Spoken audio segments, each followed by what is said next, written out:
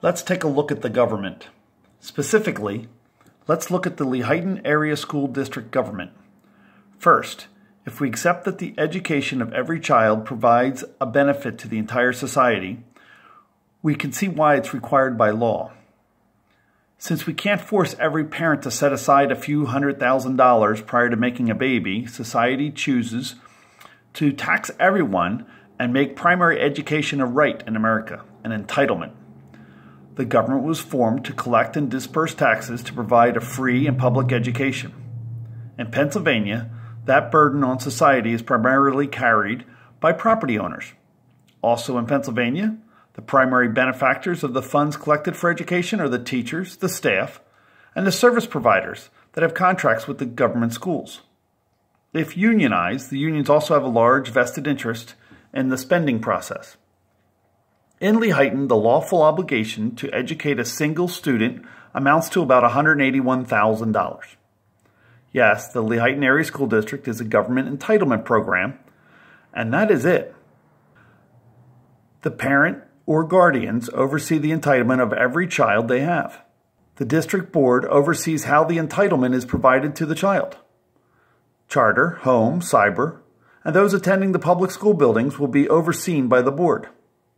Parents of private students can choose not to take the $181,000 in free government education and instead pay about $4,000 a year out of pocket for private schooling.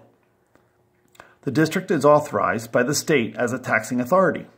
Therefore, it is required to elect a board and disperse the entitlement services and write their own laws at the local level. The board has control over most of the process.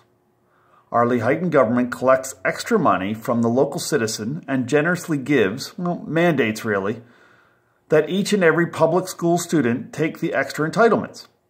We have exposed the laws they created that restrict gifted students' progress. We have also exposed the practice of this board to rubber stamp legal fights against students, some with special needs. The fights limit or restrict the lawful entitlements, and they cost lots of money to fight, all of which ignores common sense. The reasons for the legal fights against transparency are becoming more evident. I'm back on the tribe warpath. When I found out that the government is apparently using attorneys to fight educational benefits to special needs children instead of using the Free State Office of Dispute Resolution, we need to take a stand. Both as parents and taxpayers, we need to stop this abuse of power and waste. The citizens are forced to follow the laws this government authority makes and enforces. They are making them for the benefit of others and not the community. The stakeholders need to provide input on all actions of government. The elected public servants should be just that, community servants. Silenced, the community is being party to some horrendous things happening in our public government schools. The boards hold all three branches of this government. They have the legislative, executive, and judicial branches all wrapped up into one set of 9 people.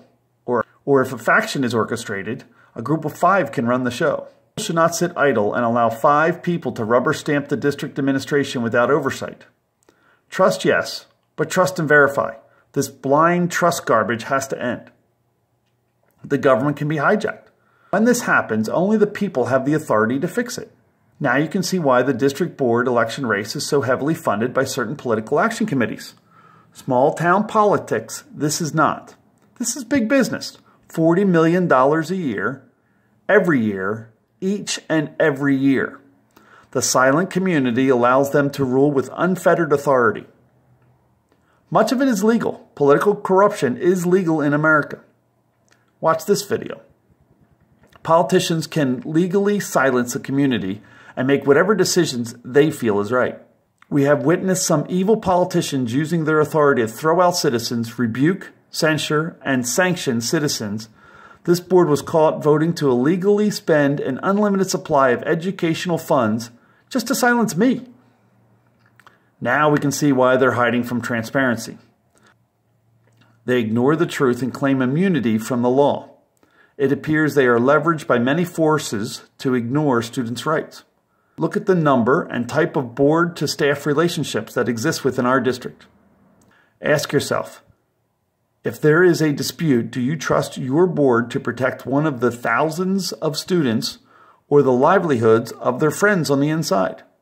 I know they hate me, and I'm happy not to be in their clique. Serving the community is a privilege, but we can't do it alone. Thick skin isn't enough. We need transparency.